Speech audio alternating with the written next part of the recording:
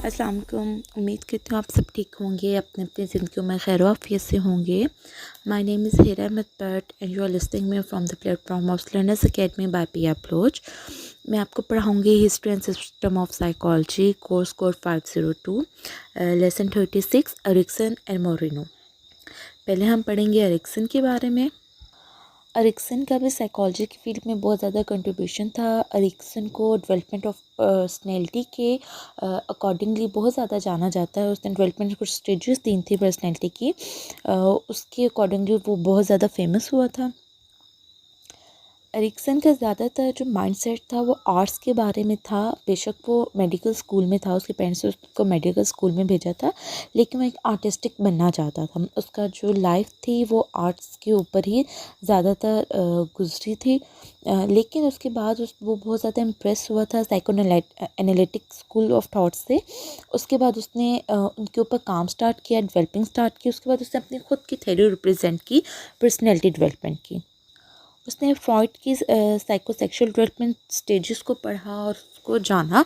उसके बाद उसने अपना व्यू पॉइंट दिया कि इंसान की जो डेवलपमेंट होती है, वो जो ज़्यादा डेवलपमेंट का पीरियड होता है वो साइको सोशल डेवलपमेंट पे असरअंदाज होती है। वो वाली चीज़ उस पर असरअंदाज होता है कंपेयर टू साइकोसेक्सुअल डेवलपमेंट। इसका मतलब उसने ये कहा कि जो सोशल इन्वायरमेंट हमारी किसी भी इंसान की ज़िंदगी के ऊपर ज़्यादा असर करता है कंपेयर टू उसकी जो सेक्सुअल डेवलपमेंट हमारी होती हैं उससे ज़्यादा। अगर तो हमारा सोशल डेवलपमेंट हमारा अच्छा होगा तो हमें सेक्सुअल डेवलपमेंट स्टेजेस में कॉन्फ्लिक्ट्स नहीं आएंगे, हमें उसमें ज़्यादा प्रॉब्लम्स नहीं होंगी। फर्दर एरिक्सन का कहना ये था कि जो किसी भी इंसान की जो डेवलपमेंट स्टेज होती है वो किसी भी एक स्पेसिफिक पॉइंट के बाद रुक नहीं जाती। इंसान सारी ज़िंदगी उसकी डेवलपमेंट होती रहती है, वो कुछ ना कुछ सारी ज़िंदगी सीखता रहता है, उसमें सारी ज़िंदगी चेंजेस आते रहते हैं।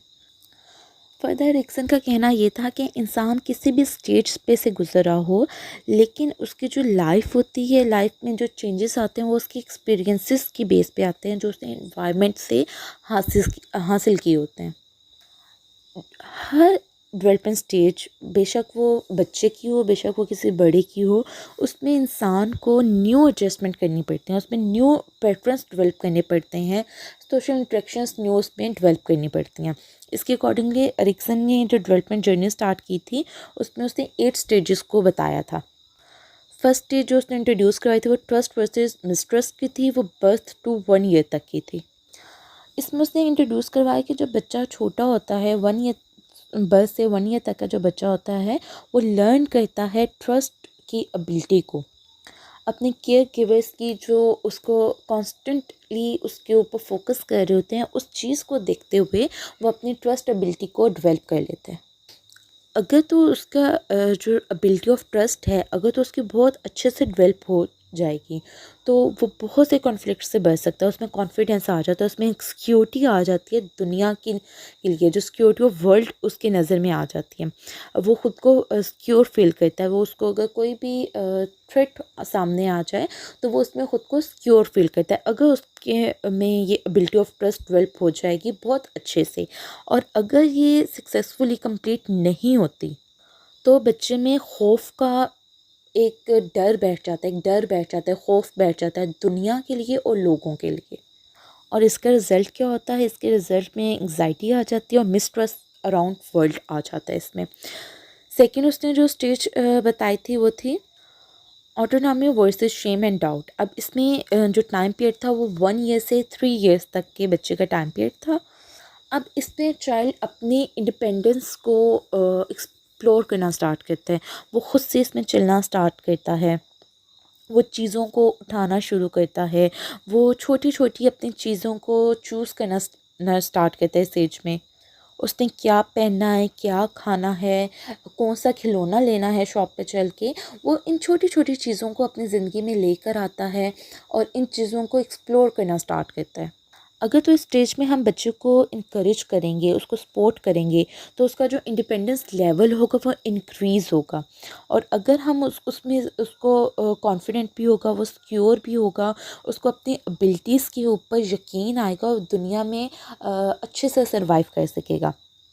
और सेम इन कंडीशन अगर हम उसको इस चीज़ों पे क्रिटिसाइज़ करेंगे तो क्या, या ओवर कंट्रोल करने की कोशिश करेंगे तो वो बच्चा रिप्रेस हो जाएगा, उसकी फीलिंग्स रिप्रेस हो जाएंगी, वो दूसरों पे डिपेंडेंट हो जाएगा, उसमें लेक सेल्फ इस्टीम आ जाएगी, वो खुद से कोई ना फैसला कर सकेगा ना कर पाएगा, उसमें sense of shame and doubt पैदा हो जाएगा, उसमें ये वाली एबिलिटीज़ ज़्यादा आ जाएंगी कंपेयर टू इंडिपेंडेंस के। नेक्स्ट स्टेज है इनिशिएटिव वर्सेस गिल्ट। ये 3 to 6 ईयर्स तक के बच्चों के लिए उसने डेवलप की थी। इसमें बच्चा ज़्यादातर खुद से ही काम करना स्टार्ट कर देता है, इसमें उसको किसी की हेल्प की ज़रूरत नहीं पड़ती, वो डिफरेंट एक्टिविटीज़ करना स्टार्ट कर देता है, वो एक्टिविटीज़ को प्लान करता है, वो गेम्स खेलना स्टार्ट कर देता है, वो डिफरेंट गेम्स बनाना शुरू कर देता है, इसमें उसको दूसरों के साथ मिलके डिफरेंट एक्टिविटीज़ को वो स्टार्ट कर सकता है इसमें। अगर तो हम बच्चे को जो अपॉर्चुनिटी देते हैं कि वो फ्रीली कोई एक्टिविटी प्लान करता है और हम उसके साथ उस एक्टिविटी में पार्टिसिपेट करते हैं, तो उसमें जो डेवलपमेंट होगी वो सेंस ऑफ इनिशिएटिव की होगी, वो सिक्योर फील करेगा अपनी एबिलिटीज़ को लेके, उसमें डिसीजन मेकिंग की इसमें पावर्स उसमें डेवलप होंगी। सेम अगर हम उसमें बच्चे को क्रिटिसाइज़ करेंगे, हम उसको कंट्रोल करने की कोशिश करेंगे तो उसमें सेंस ऑफ गिल्ट आ जाएगा कि पता नहीं मैंने ये क्या कैसे कर दिया है। वो नेक्स्ट टाइम काम करने से पहले 10 दफ़ा सोचेगा कि अच्छा पहली दफ़ा मैं इस बात पे इस तरह से बेइज्जती हुई थी या मुझे इस तरह से रिप्रेस किया गया था, तो अब मेरे साथ क्या किया जाएगा। तो वो काम करने से पहले 10 दफ़ा सोचेगा, और जिस काम करने से पहले 10 दफ़ा सोचना पड़े बंदा वो काम ही छोड़ देता है। नेक्स्ट स्टेज है इंडस्ट्री वर्सेस इन्फ्रियोरिटी। ये 6 ईयर टू पॉवर्टी थी, मतलब 6 to 12 ईयर्स का इसमें हम टाइम पीरियड इंक्लूड कर सकते हैं। अब इसमें जो बच्चा होता है वो सेंस ऑफ प्राइड को डेवलप करना स्टार्ट कर देता है। अब इसमें क्या होता है, बच्चा जब कोई चीज़ अचीव कर लेता है तो उसमें वो अच्छा फील करता है, वो चाहता है कि हर कोई उसको अप्रिशिएट करे। अब इसमें जो सबसे ज़्यादा रोल डेवलप होता है वो होता है टीचर्स का रोल। जो टीचर्स का रोल बहुत ज़्यादा इम्पोर्टेंट होता है इस फील्ड में, स्टेज में। अब 6 to 12 ईयर का जो बच्चा होता है वो स्कूल गोइंग ही बच्चा होता है। अगर तो वो कोई एक्टिविटी ऐसी करता है या क्लास में बहुत अच्छा परफॉर्म करता है तो टीचर्स को उसको अप्रिशिएट करती है, उसको एज अ अप्रिशिएट उसको कोई गिफ्ट दे देती है या उसके लिए क्लैपिंग करवा देते हैं, तो उसका हौसला बढ़ जाता है। जब हौसला बढ़ेगा तो उसका कॉन्फिडेंस लेवल भी इंक्रीज़ हो जाएगा, उसमें इंडस्ट्रियस लेवल उसका बहुत ज़्यादा बिल्ड हो जाएगा, उसमें उसमें खुद को एबिलिटीज़ उसकी मोर इनकरेज होंगी, उसको अचीव गोल करने का समझ में आएगा कि मैंने ये वाला गोल अचीव किया था तो मुझे इतनी अप्रिशिएट किया गया है, अगर मैं इससे फर्दर कोई गोल अचीव करूँगा तो मुझे इसे डबल अप्रिशिएट किया जाएगा। अगर इस स्टेज पे हम बच्चों को इनकरेज नहीं करेंगे या उसको रिस्ट्रिक्ट करेंगे चीज़ों से, पेरेंट्स करें या टीचर्स करें या एल्डर्स करें, तो इसमें क्या होगा, बच्चे में इन्फीरियरिटी कॉम्प्लेक्स स्टार्ट हो जाएंगे, उसको डाउट होगा अपनी एबिलिटीज़ पे। फॉर एग्जांपल अगर इस एज के बच्चे में वो टॉयज़ के को तोड़ फोड़ करके कोई नई चीज़ बना रहा है, पहले तो हम टॉयज़ तोड़ने नहीं देते, अगर वो टॉयज़ तोड़ लिए हैं उसने तो हम उसको उठा के डस्टबिन में फेंक देते हैं। अगर उनको डस्टबिन में फेंकने नहीं दे रहा, वो उनके साथ कोई नई चीज़ बनाना चाह रहा है और वो कुछ बना लेता है, बेशक वो जैसा मर्जी बनाता है, तो हमें उस पॉइंट पे उसको इनकरेज करना है। हम अगर उसको इस पॉइंट पे डिस्करेज करेंगे तो क्या होगा, उसमें डाउट पैदा हो जाएंगे, वो इन्फीरियरिटी कॉम्प्लेक्स में चला जाएगा, वो फर्दर दोबारा किसी भी चीज़ को हाथ नहीं लगाएगा। अगर कोई टूटी हुई चीज़ भी इवन उसको मिल जाएगी तो वो उसको नहीं टच करेगा। नेक्स्ट स्टेज आती है आइडेंटिटी वर्सेस रोल कन्फ्यूजन। अब ये वाली जो एज है ये 12 ईयर से लेके 20 एज तक की है। अब इस एज में क्या होता है कि बच्चे अपने कैरियर की तरफ फोकस कर रहे होते हैं, अपने रिलेशनशिप्स की तरफ, अपने फैमिलीज़ की तरफ, अपने हाउसिंग की तरफ, इन सारी चीज़ों पे उनका फोकस ज़्यादा हो जाता है। अब इसमें क्या होता है, इसमें वो एक्सप्लोर करते हैं अपने पॉसिबिलिटीज़ को कि किन किन पॉसिबिलिटीज़ के बेस पे वो ख़ुद को मनवा सकते हैं, उनकी एक अलग आइडेंटिटी बन सकती है। इसमें जो उनको कन्फ्यूजन स्टार्ट होती है वो उनको अपने बारे में स्टार्ट होती है कि हु दे आर, वो हैं कौन, वो क्या कर सकते हैं, उनका रोल क्या है दुनिया की नज़र में। अगर इस स्टेज पे भी फिर वही बात कि हर स्टेज में हमारे पेरेंट्स का और हमारे एल्डर्स का बहुत रोल इम्पॉर्टेंट है।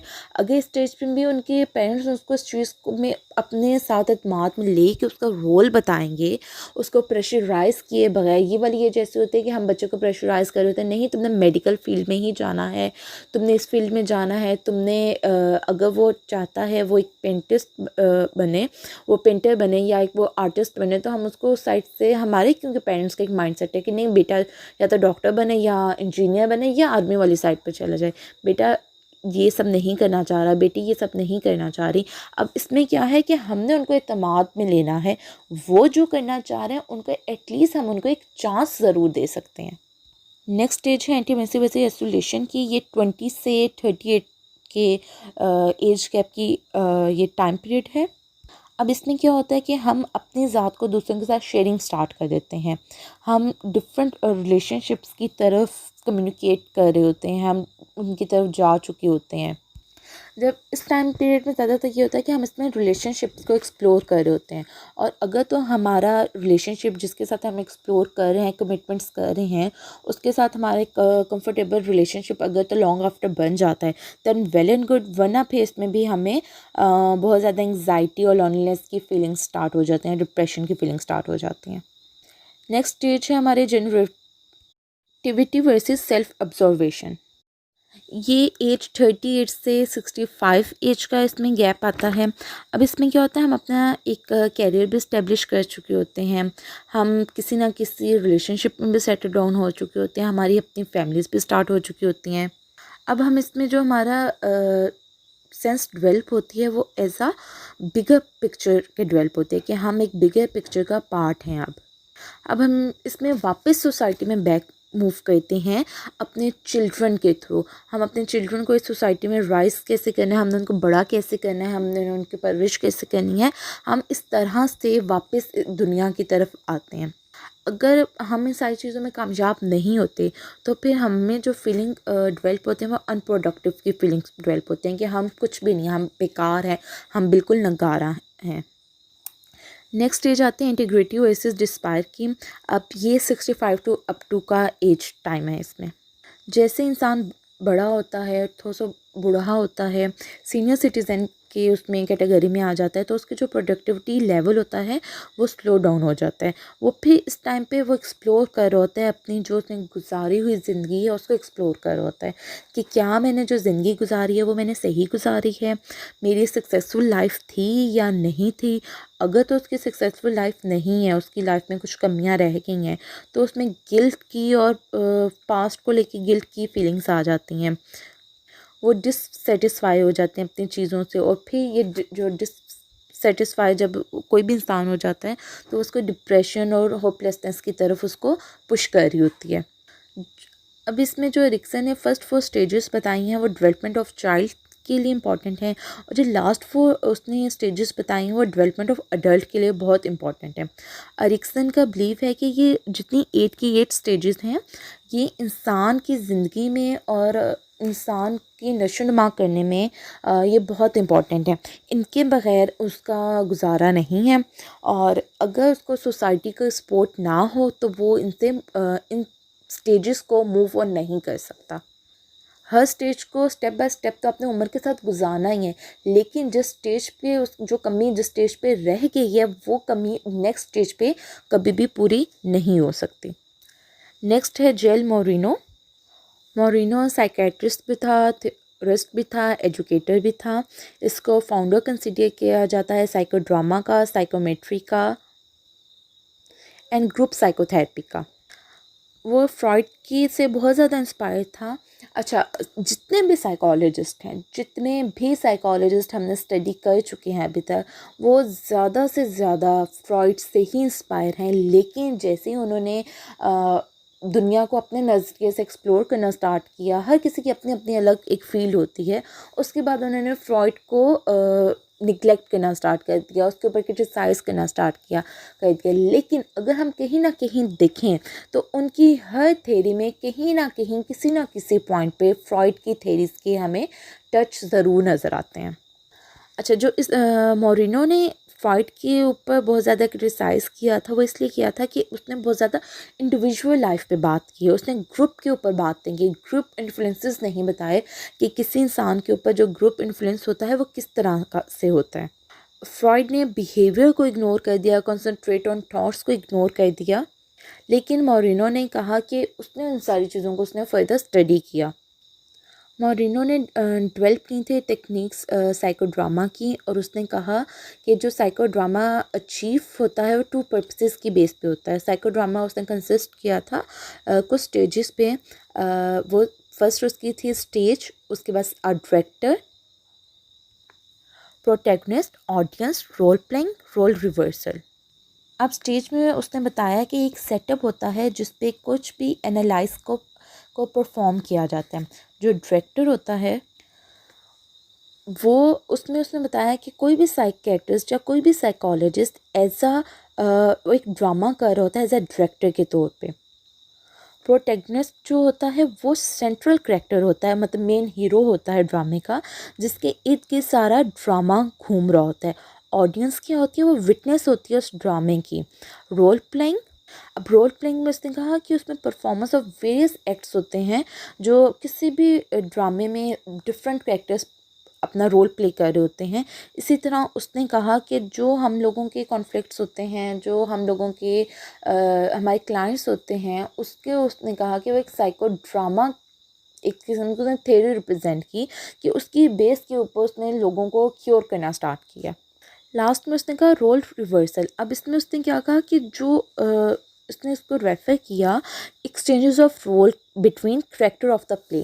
जो करेक्टर ऑफ द प्ले है, जो मेन हीरो है, उसका रोल एक्सचेंज किया जाए दूसरे पर्सन के साथ, किसी भी सब पर्सन के साथ, तो दूसरे लोगों को भी पता चले कि हीरो का रोल या हीरोइन का रोल कितना मुश्किल है किसी भी ड्रामा में, किसी भी चीज़ में। अब ये वाली चीज़ तो हम एज आ साइकोलॉजिस्ट या साइकेट्रिस्ट इस चीज़ को देख रहे हैं ना, कि अगर हमारे क्लाइंट है जो वो चीज़ें वो फेस कर रहा है, वो चीज़ें दूसरों को तो नहीं पता ना कि वो किस हालात और वाक़यात से गुज़र रहा है। दूसरे लोग तो अपने दुनिया में अपनी तरह से जी रहे हैं।